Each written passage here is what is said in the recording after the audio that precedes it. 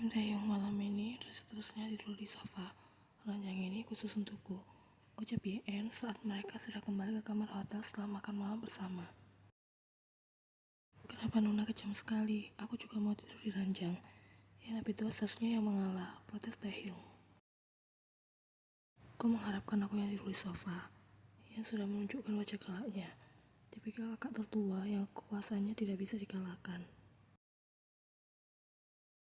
Begini saja, bagaimana kalau kita berbagi tempat tidur? Tanya Taehyung memberikan solusi. Jangan berharap balasnya tanpa pikir-pikir lagi. Kau tidur di sofa atau aku tinggalkan sendirian di negara ini secara diam-diam saat kau masih tidur lelap. Ancaman Choi Ye-en sangat tidak bermutu. Dia tahu kelemahan Kim Tae-hyung dengan baik dan memanfaatkan hal itu. Dalam seminggu ke depan, gadis itu bahkan bersikap seenaknya dan semaunya. Seperti meminta Tae-hyung menelpon layanan hotel untuk mengantarkan sarapan ketika Ye-en sedang malas turun ke bawah. Memilihkan baju yang ingin Ye-en kenakan untuk pergi ke pantai keesokan harinya. Memoleskan sunscreen di wajah serta punggung gadis itu ketika hendak berjemur di pantai. Membujuk monyet yang mencuri kacamata Ye-en saat mereka berkunjung di Ubud. Taehyung bilang ikhlaskan saja karena ia tidak mengerti bahasa monyet. Lagi pula itu juga hanya kacamata yang harganya tidak seberapa.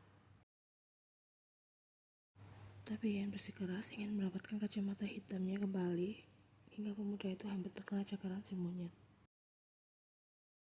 Beruntung ada warga lokal yang berbaik hati membantu Taehyung melewati cobaan itu.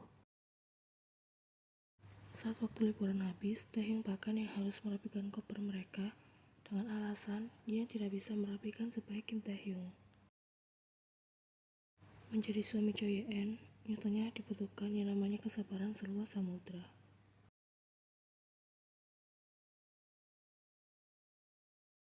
Bagaimana keadaan ibu? Apa sudah sehat? Ia langsung mengacukan kopernya begitu saja saat memasuki kediaman Choi dan menemukan ibunya duduk manis di sofa ruang tengah sembari membaca majalah. Melihat kedatangan Ye-en, pandangan Nyonya Choi kemudian teralih pada Taehyung juga di sana. Kalian pergi bulan madu berdua? Tanya wanita parubaya itu. Iya, mana ada bulan madu sendirian. Balas Ye-en yang tanpa sadar telah melempar umpan pertama untuk memancing emosi Nyonya Choi. Memangnya kenapa? Kau masih tanya kenapa? Bisa-bisanya Choi Ye-en. Apa salahnya ibu mertua? Kali ini Taehyung yang bersuara. Ia adalah tersangka dari pelemparan umpan kedua. Kau memanggilku apa barusan? Tanya Nyonya Choi khawatir jika pendengarannya yang keliru. Taehyung sudah berjongkok di sana untuk menyamakan tingginya dengan Nyonya Choi. Dengan tatapan andalan yang biasa ia berikan dan dijamin manjur, membuat wanita parubaya itu luluh. Taehyung dulu bahkan berhasil mendapatkan uang saku lebih banyak karena tatapan anak kucing mencari babu baru yang sengaja ia tunjukkan pada Nyonya Choi.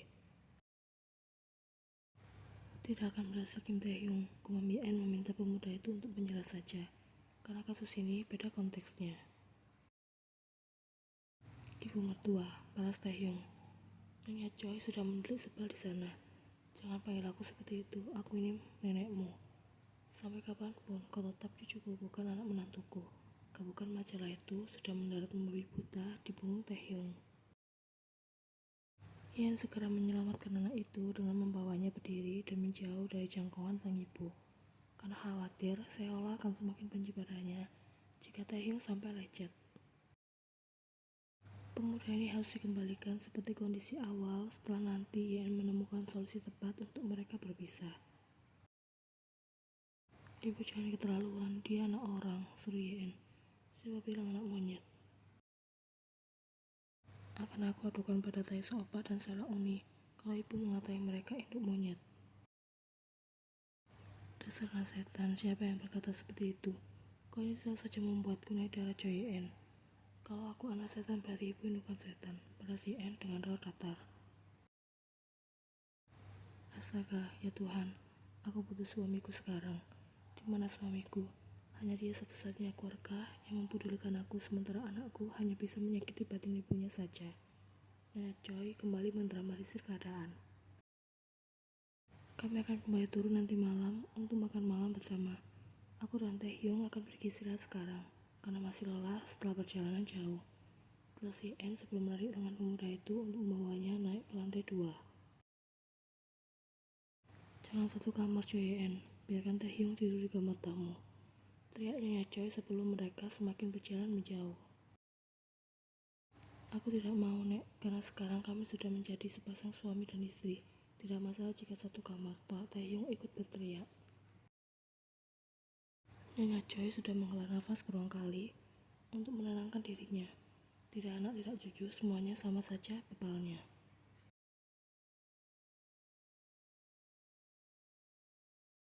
Sebenarnya aku sudah ingin mendengarnya sejak kemarin, namun terus menahannya karena tidak ingin momen bulan madu kita menjadi canggung. Sekarang jelaskan padaku, sejak kapan Taehyung?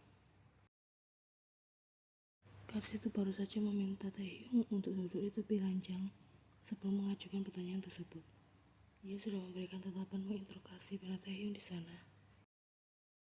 Sejak kapan apanya? Tanya Taehyung tak mengerti. Kau suka padaku? Pemuda itu tersentak kecil sebelum akhirnya tertawa canggung sembari menggaruk tengkuknya yang tidak gatal sama sekali. Ian sudah hafal itu salah satu gerakan khas yang Taehyung buat saat pemuda itu tengah menyembunyikan sesuatu. Kau terlalu percaya diri, Nona.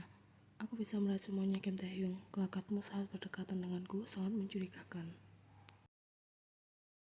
Aku rasa biasa saja, sangkal Taehyung. Tidak biasa sama sekali. Dulu kedekatan kita terasa begitu natural, tapi sekarang kau terkesan gugup saat dekat denganku. Itu salah satu tanda satu laki-laki menyukai seorang wanita, kan? Jelas Yen. Taehyung menghela nafas dalam sebelum akhirnya menatap Ian dengan raut yang serius. Berubah dalam sekejap karena detik lalu, pemuda itu masih memasang tampang dengan cengiran bodoh yang terlihat kaku. Baiklah, aku akui, aku memang menyukai Nona. Itu bahkan terjadi sejak aku duduk di bangku kelas 1 SMA, ucap Taehyung tak gentar. Meskipun sebenarnya ia hanya berusaha untuk terlihat seperti itu. Sementara tak jantungnya di sana sudah berdegup dengan kencang, saking gugupnya ia ditatap intens oleh gadis yang disukainya. Yang terkejut karena ternyata sudah selama itu, bahkan saat Taehyung masih berusia 17 tahun. Aku secara diam-diam suka melihat Nona tersenyum. Aku suka melihat Nona bicara, aku suka melihat Nona tertawa. Aku menyukai semuanya karena Nona terlihat sangat cantik apapun hal yang Nona lakukan. Ia sudah menganga tak percaya mendengar penjelasan yang keluar dari bibir Taehyung. Tidak masuk akal sama sekali. Bahkan saat menganga seperti itu, Nona masih terlihat sangat cantik. Gadis itu segera menutup mulutnya. Juga ketika dengan ekspresi terdiam seperti ini, Nona tidak pernah kehilangan aura kecantikan Nona sama sekali. Yang jadi salah bertingkah karena Taehyung mengoreksi hampir seluruh ekspresi yang ia buat. Saat salah tingkah pun sudah cukup, Kim Taehyung, setelah Yen. Kau akan kualat karena sudah keterlaluan mengecewakan orang yang usianya lebih tua darimu. Aku tidak sedang mengecewakanmu. Aku bilang cukup. Aku tidak ingin dengar apa-apa lagi, ucap Ian dengan gestur meminta Taehyung berhenti bicara. Aku anggap pembicaraan seperti ini tidak pernah terjadi di antara kita berdua, karena sekujur tubuhku benar-benar merasa merinding saat mendengarnya. Lanjut gadis itu.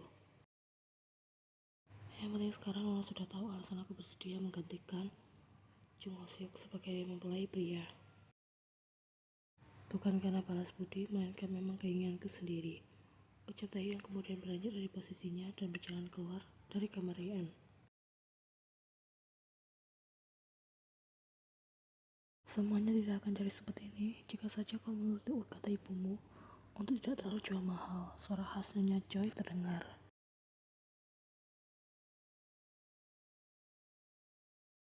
Memangnya apa salahnya melakukan hal itu ketika kalian sudah sama-sama dewasa? Nyonya Choi mengomel di meja makan tepat setelah semua orang berkumpul di sana.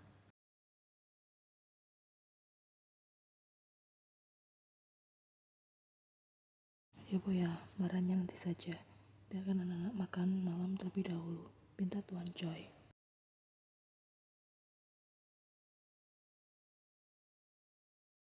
Sementara Taehyung sudah khawatir ocehan wanita parubaya itu akan mempengaruhi mood Yen. Namun ternyata gadis itu tampak memulihkan indera pendengarannya dan menikmati makanannya dengan tenang.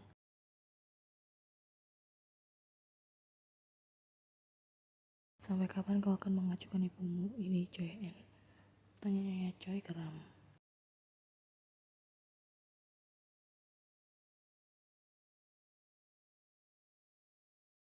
Yen balas menatap ibunya setelah ia menelan makanannya dan minum seteguk air putih dari gelasnya, sampai ibu sadar kalau pikiran ibu salah.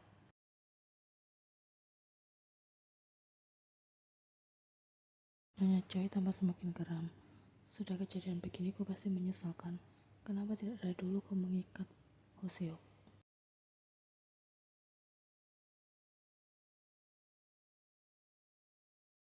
Apa yang harus aku sesalkan? Dia pria. Justru aku merasa ini adalah perlindungan dari Tuhan untuk menjauhkan aku dari pria buruk seperti itu, balas Yen. Hoseok punya pekerjaan yang baik dan dihormati. Keluarganya juga dari kalangan atas. Aku juga seperti itu, Nek. Bedanya aku masih muda dan belum punya pekerjaan yang baik, juga dihormati. Tolong bersabar hingga beberapa tahun ke depan. Aku akan jadi menantu idaman nenek, sahut Taehyung. Tuan Choi sudah tertawa sembari menepuk-nepuk pundak Taehyung di sana. Anak kecil yang dulunya ia gendong kemana-mana, juga selalu minta dibelikan snack di minimarket, kini sudah tumbuh menjadi pria dewasa yang pandai bicara. Itu adalah harta kakekmu, koreksi Nyonya Choi. Tapi aku pewaris tunggal, balas Taehyung. Bilang saja seperti itu pada teman satu geng nenek. Tapi kalau tidak ya bubar saja. Lagi pula nenek sudah tua untuk punya teman sepermainan. Sudah saatnya untuk menimang cucu saja. Nyonya Choi sudah berteriak keras, merasa di sini tidak ada satu orang pun yang mendukung rasa kesalnya. Sementara Yen sudah mendelik sebal karena Taehyung sengaja mengingatkan Nyonya Choi pada seorang cucu yang sangat diinginkan oleh wanita itu. Apa ibu mau tahu bagaimana pandangan lelaki jika sudah berhadapan dengan wanita murahan? Tanya Yen. Itu bukan murahan. Kau hanya melakukannya dengan satu pria saja, jawab Nyonya Choi masih tak mau kalah. Siapa yang tahu dan mau mencari tahu? Lelaki hanya akan menganggap wanita itu sudah terbiasa bersikap murahan pada setiap pria yang pernah dikencaninya. Taehyung dan Tua Choi mengangguk dengan kompak. Apa dulu ibu juga seperti itu pada ayah? Tanya Yen penasaran. Tidak, karena dulu ayah miskin, jadi ayah yang bersikeras mengejar ibumu duluan, balas Tuan Choi. Apa nenek Choi cuma mahal kayak? Kali ini Taehyung yang bertanya. Jangan panggil aku kakek. Kau ini kan sudah jadi anak menantuku, Taehyung. Panggil aku ayah mertua mulai sekarang. Meskipun kau belum terbiasa dan terasa aneh untuk didengar. Dari sini sudah ketahuan siapa saja yang merestui hubungan Taehyung dan Yen. Kebanyakan lelaki memang tidak ambil pusing. Hanya wanitanya saja yang terlalu banyak mengkhawatirkan hal ini dan itu. Baiklah ya mertua, ucap Taehyung. Kau tadi tanya tentang Yulhei kan? Tentu saja dia jual mahal. Dia bilang aku ini bukan tipenya karena miskin. Tapi aku tidak pernah menganggap dia wanita yang materialistis, melainkan realistis. Karena hidup memang butuh biaya. Laki-laki lelaki parubaya itu tertawa ringan. Perpaduan Tuan Choi yang sabar dan hobi tertawa dengan Nyonya Choi yang galak dan emosian, jadilah Choi Yen. Dia galak tapi tidak gampang merasa panas hati. Berdebat dengannya hanya akan berakhir dengan kalah telak. Jangan coba-coba karena Taehyung sudah sering melakukannya dan berakhir dengan ia yang pergi keluar karena kesal duluan. Ibu jual mahal pada ayah tapi malah mengobrol aku dengan nyaris tak ada harga. Apa ibu ini waras? Tanya Yen dengan tatapan sinis. Zaman sudah berubah, sainganmu di luar sana sangat banyak. Jadi kau harus punya ikatan kuat untuk bisa hidup bersama lelaki hebat. Apalagi kalau bukan dengan cara memiliki anak bersama.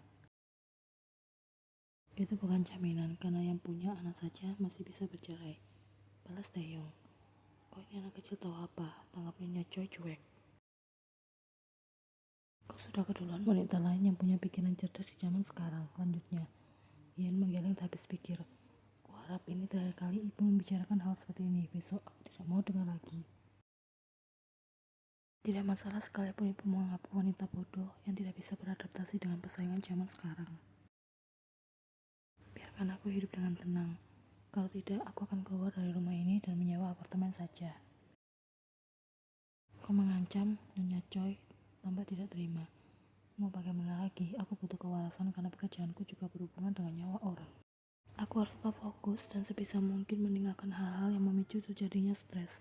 Jelas YN. Naik apartemen baru, bagaimana kalau kado pernikahan dariku adalah sebuah apartemen pengantin baru? Pilih saja di mana tempat yang kalian suka. Jadi Tuhan Choi yang membuat Yen dan Taehyung seketika terdiam. Ayah kami, terima kasih atas kadonya yang mertua. Kami sangat senang sekali. Setelah Taehyung sudah berpelukan dengan Wan Choi di sana. Sesuatu yang telah disatukan oleh Tuhan tidak mungkin dapat dipisahkan semudah itu. Karena Taehyung yakin jika mereka tidak berjodoh, maka hari itu pernikahan pasti akan gagal apapun alasannya.